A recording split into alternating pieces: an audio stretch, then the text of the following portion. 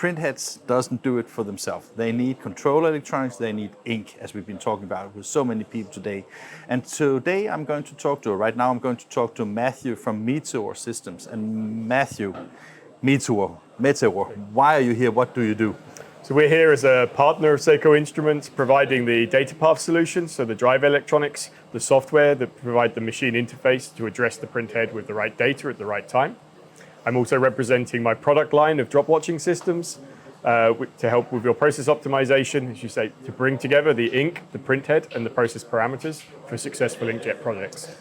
Let's talk about the camera inspection system in a moment, because I'm a little bit curious, because when you talk about the control electronics that goes into actually controlling the printhead, how difficult is it to produce things like that? Meteor has many years of experience working on a cross-functional platform with an architecture to support printheads from all of the major manufacturers. So we're here working with Seiko with solutions for their printheads for the main market applications, anything from coding and marking, labels, packaging, and 3D and functional materials printing. And you didn't answer my question, so is it difficult to make? Of course, okay, yeah. There are a few operators in this space, and we're very proud to be one of the most successful in that space with our expertise in both the FPGA, but within the hybrid software group, the whole workflow solutions to get the quality input and quality output from an inkjet system.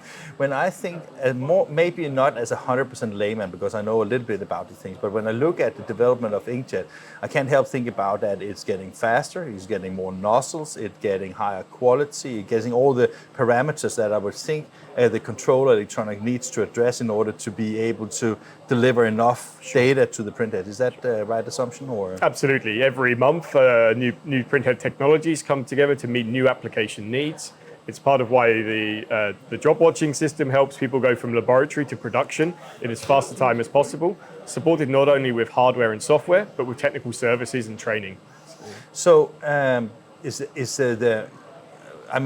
you look at a complete printhead system with the control electronics, the speed, the speed of how many meters per second you can print or per minute you can print, do you think it's mainly dependent on the control electronics or mainly on the printheads, or is it a combination? Or everything has to come together and be aligned. Yeah. The printheads are competing on spec for productivity. The productivity is nothing without an ecosystem of the drive electronics, the software, and the workflow. When we talk about full variable data print, that's very demanding from a RIP engine, a workflow, sending the ones and zeros to the heads fast enough, but also how that printhead interprets that data into a process. And okay. The reason I'm just nodding is because I totally get that. I was just a little bit curious, because there is also physics to the ink. There's of course a physics to the substrate, and obviously also physics to what is possible to do because the ones and zeros has to convert to something, right? Yeah. The reason I'm asking is just a little bit because everybody seems to so focused on speed, right? Sure. And it's of course because the higher the productivity, the more valuable the product gets into your operation. When you as a do you call yourself a subcontractor or a partner with, for example, Seiko here? Is that something that you sit down and say, okay, we need to do something faster, or we need to do something better, or we need to do something? How does it work? We allow the printhead manufacturers to do their own market analysis of where their opportunities exist. So they come with a set of specifications? They come to us with specifications based on the printhead. Theirs is the longer development cycle. But yeah, they have to identify where there's an opportunity. Is that to print at higher resolutions and higher speed, but it moves the whole process window and operation towards the different chemistry types. So therefore it needs a new ecosystem to evolve to respond to that head for it to be successful. But yeah, of course, we're always challenged to do something new with existing technology. Fantastic. And work closely on that together. Okay, great. Let's move to your expertise area. Okay. I mean, I know you know. I already hear that you know more than anybody, and I know about these things. When you do the what you call the system with the drop watching. Yeah, the drop watching. Is that more for checking the quality of what you print or what is printed? Exactly. It's a qualitative method for analyzing how the electrical signals we feed the printhead result in ejection of material. So it's basically comparing what you expect to get out and what is actually getting out. Exactly. Yeah. You may not. Yeah.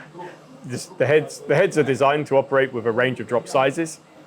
What happens in terms of velocity and volume, straightness of jet, and your ability to transfer that material to your substrate is determined by that physics of what happens inside the print head. So being able to visualize it in real time, to change the electrical signals in real time, apply them to the head, measure it, observe it, and immediately print test it, helps you really close that cycle time development loop down. So what it sees and shows is actually used to compensate on the print heads right away. Exactly. Yeah. We can identify where there is a process parameter limit in terms of maximum frequency. You can sustain good performance with an ink. You can identify where there is a difference in volume between levels, which helps you with your color management, your registration, or the fundamental physical performance of your product. So when you have, there's been a recent debate about some of the inkjet machines in the commercial space that have difficulties with registration. Is that typically because they don't have a camera control system that can basically capture the errors, or can that be down to physics of speed or things like that? Or where do you think those kind of things can be? That registration of ink on substrate and color to color comes down to the very dynamic environment the print head is operating in. So you have turbulent airflow as you have 150, 300 meter per minute substrate speeds, creating turbulence around very tiny inkjet drops with very little mass and an inertial force. So this is why at different speeds you'll see different registration problems, because you have airflow influences over the drop mass, not just the electrical signals. It's funny that you say that. I never thought about it, but of course when you have something that is moving fast, it creates some kind of airspace around it, right? Exactly. Yeah, and we want the drop sizes to be as small as possible to make them look as nice. So of course they are... This is part of my, when I present, when I engage with customers, it's finding the right print head with the right chemistry for the right application.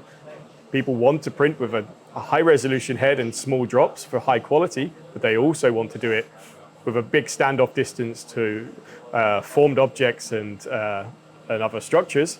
And the two intrinsically clash against what's possible. So finding that where the compromises are, where you may not need the resolution if you can manage it through better print quality. And how big a difference is there between the different print heads when it comes down to... It's vast. Okay. The specifications, some print heads are now very mature, 30 years old, and there's as few as 128 nozzles. And really? the heads, and now the new print heads may have 3,000 to 5,000 nozzles for 1200 DPI print. And we can talk from in the hundreds of picoliters down to 2 to 3 picoliter drop sizes. So we're covering a whole range of material deposition capabilities and chemistries. And when the day is over, everything comes down to what quality can you accept, at what speed, at what cost, and what application you're working with, right? Exactly. What are your critical to quality parameters, and can you bring them together to find a cost-effective production process? That's where we work together with our head vendors to find and deliver these solutions. And the only thing you do is making sure that the drops are dropped and monitor that they're dropped. In the lab, yes. In the real world, we're providing this architecture to build the machine of your dreams and deliver what you need to production. Fantastic. Thank you, Matthew. Thank you. Okay, great talking to you.